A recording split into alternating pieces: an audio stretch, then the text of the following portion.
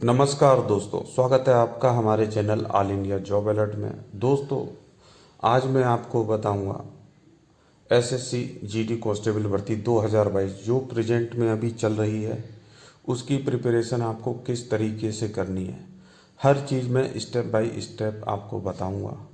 आपको वो कौन से काम हैं जो करने हैं और वो कौन से काम हैं जो आपको नहीं करने हैं, तो सारी जानकारी दूंगा मैं आपको कि आपको प्रिपरेशन कैसे करनी है। लेकिन दोस्तों, उससे पहले मैं अपने बारे में आपको बता देता हूँ कुछ। मेरा नाम प्रमोद कुमार है। मैं एसएससी सीपीओ 2013 का सेलेक्टेड कैंडिडेट हूँ as a sub inspector rank in BSF. और जो मेरी ट्रेनिंग थी टीकनपुर मध्य प्रदेश में हुई।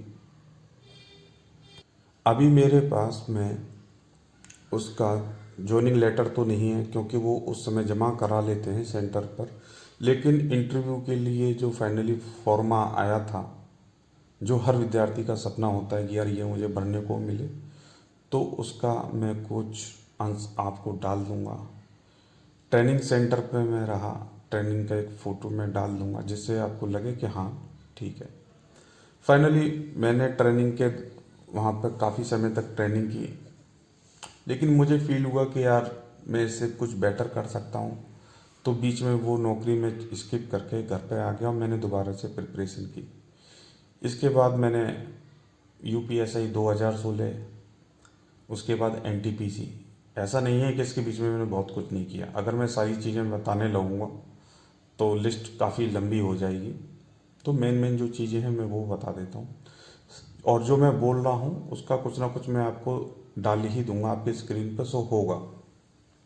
तो इस तरीके से फाइनली प्रेजेंट में मैं एनटीपीसी लेवल 5 में सिलेक्टेड हो चुका हूँ और अपने रिजल्ट का इंतज़ार कर रहा हूँ। तो ये तो मेरा कुछ इंट्रोडक्शन है। अब बात कर लेते हैं आपकी, जिसके लिए मैं करने के लिए मैं आपको पास आया हूँ और ये वीडियो बना रहा हूँ। तो दोस्तों, एसएससी जीडी कांस्टेबल भर्ती 2022 कोई बहुत बड़ी चीज़ नहीं है, कोई बहुत बड़ा नहीं है। बस आपको ज़रूरत है तो सही डायरेक्शन की ज़रूरत है। अगर आप मेरे द्वारा कही गई हर बात को बहुत ही सीरियसली तरीके से लेंगे और उनको फॉलो करेंगे, तो निश्चित ही ये मैं दावा करता हूँ या मैं लिख के दे सकता हूँ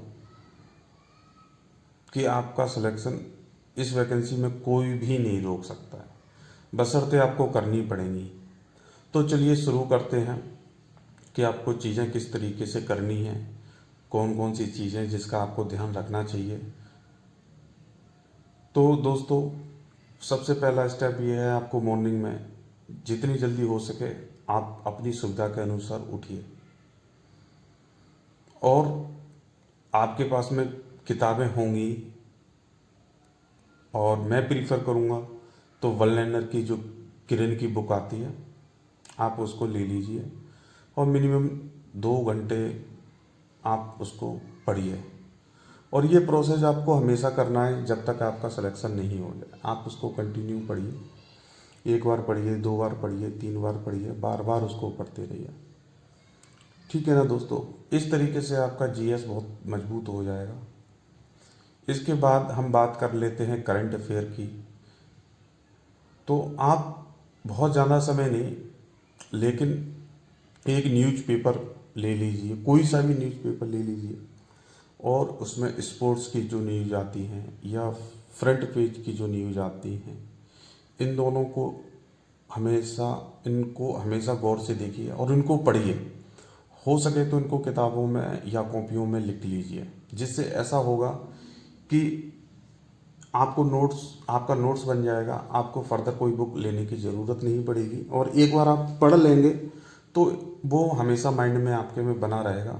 जब भी कभी भी एग्ज़ाम आए तो आप उसी नोटबुक को उठा के देख लीजिए, आपका काम हो जाएगा। हालांकि लोग प्रीफर करते हैं कि पीडी ले लो, किरण की और बुक ले लो, लेकिन उसमें सीमित मात्रा में ही मटेरियल दिया हुआ होता है। लेकिन आप रेगुलरली अगर इस तरीके से काम करते हैं तो मुझे नहीं लगता है कि आपका कोई क्वेश्चन जाने वाला है। जहाँ तक मैंने आपका सिलेबस देखा है, तो उसमें वही दे रखा है जो मैं बता रहा हूँ। अब हम बात कर लेते हैं मैथ की। तो दोस्तों, मैथ में आपका बेसिक कंसेप्ट बहुत क्लियर होना चाहिए। बहुत ज़्यादा आपके हाई क्वालिटी के सवाल नहीं आने वाले हैं, इसलिए आपको बहुत ज़्यादा डीप में जाने की ज़रूरत नहीं है। आपके बेसिक कंसेप्ट बहुत अच्छे होने चाहिए। आपके पास में बहुत सारी किताबें होंगी, आप उन्हीं में से पढ़िए, क्योंकि मैथ में मुझे नहीं लगता है कि मैं आपको कोई प्रीफर करूं किताब, फालतू का वेस्ट ऑफ मनी हो जाएगा। तो जो आपके पास में किताबें हैं आप उन्हीं से पढ़िए और रेगुलर उसकी प्रैक्टिस करिए, और जो चीज़ आपकी कमज़ोर है उस पर ज़रूर काम कीजिए, क्योंकि सिलेक्शन वही रोक रहा है आपका। तो अपनी कमज़ोरी को पहचानिए और उस पर काम कीजिए। अब बात कर लेते हैं रीजनिंग की, या हिंदी या इंग्लिश की। तो दोस्तों, इसके लिए मैं आपको प्रीफर यही करूँगा कि आप मॉक टेस्ट लगाना शुरू कर दीजिए। इससे आपको बहुत फ़ायदा मिलने वाला है। जैसा, एक तो आपका टाइम मैनेजमेंट हो जाएगा कि आपको इतने समय में ही करना है पेपर। ऐसा नहीं है कि आप 2 घंटे पेपर लगाते रहो। आपका जितना समय एग्ज़ाम में दिया जाता है, ठीक आप उसी तरीके का अपने लिए माहौल रखिए और आप ठीक उतना ही समय लीजिए, चाहे आपके 50 ही सवाल क्यों ना हो, इससे फ़र्क नहीं पड़ता है। तो इस तरीके से आप जब करेंगे, मैथ करेंगे, रीजनिंग करेंगे, जीएस करेंगे, या इंग्लिश या हिंदी करेंगे, तो आपका टाइम मैनेजमेंट हो जाएगा। दूसरी चीज़ क्या है कि आपको ये पता चलेगा कि मुझे कितना आता है, मुझे किस चीज़ पर काम करना है। अगर आप उस एक पेपर को जो आपने दिया है उसको एग्जामाइन करेंगे, तो उसमें 3 तरीके की चीज़ें निकल कर आएंगी। फर्स्ट ऑफ ऑल निकल के आएगा कि आपने क्वेश्चन किया, ये सही है। दूसरी चीज़ ये निकल कर आएगी कि आपने क्वेश्चन तो अटेम्प्ट किया लेकिन वो आपसे गलत हो गया। तीसरी चीज़ ये निकल कर आएगी कि हमसे वो क्वेश्चन अटेम्प्ट नहीं हुआ। तो जो क्वेश्चन राइट हो गया हम उसकी बात नहीं करते हैं, लेकिन जो क्वेश्चन गलत हुआ हम उस पर बात करेंगे, क्योंकि उस पर आपने टाइम दिया, एग्जाम के समय आपने उसमें टाइम दिया है, तो हम उस पर बात करेंगे।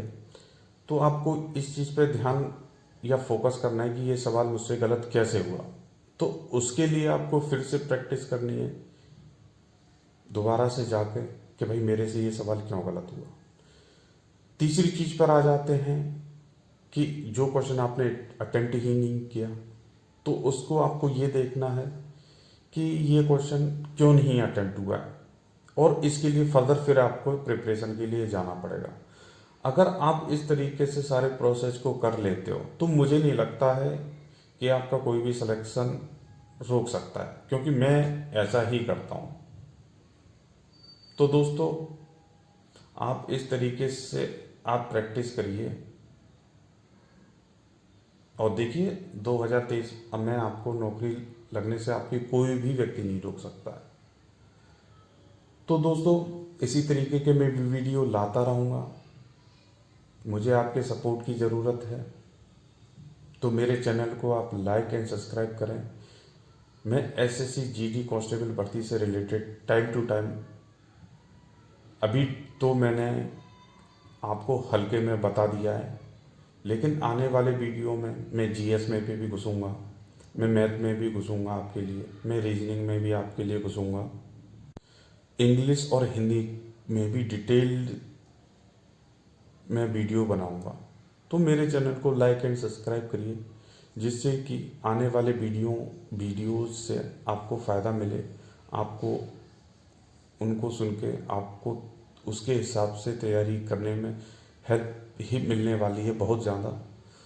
इसलिए आप मुझसे जुड़िए, और मैं ये फिर रिपीट करता हूँ, अगर आप मुझसे जुड़ते हैं और मेरे द्वारा कही गई हर बात को आप मानते हैं, तो मैं फिर दोबारा से बोल रहा हूँ कि आपका सिलेक्शन कोई भी व्यक्ति नहीं रोक सकता है। तो ये मेरा छोटा सा वीडियो था। जय हिंद।